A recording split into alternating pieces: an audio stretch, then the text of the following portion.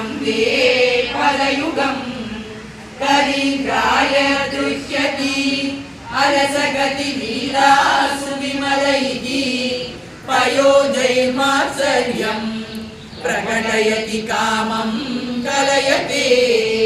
पदाम्भोजद्वन्द्वम्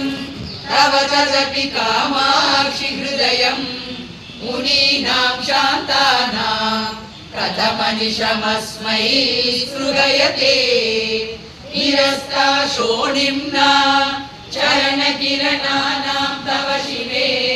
समिन्दाना सञ्जारुचिः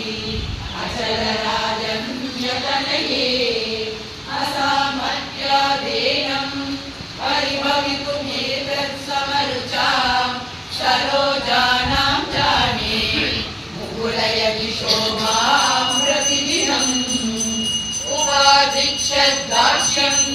तव चरणनामा गुरुरसौ मरादानां शङ्के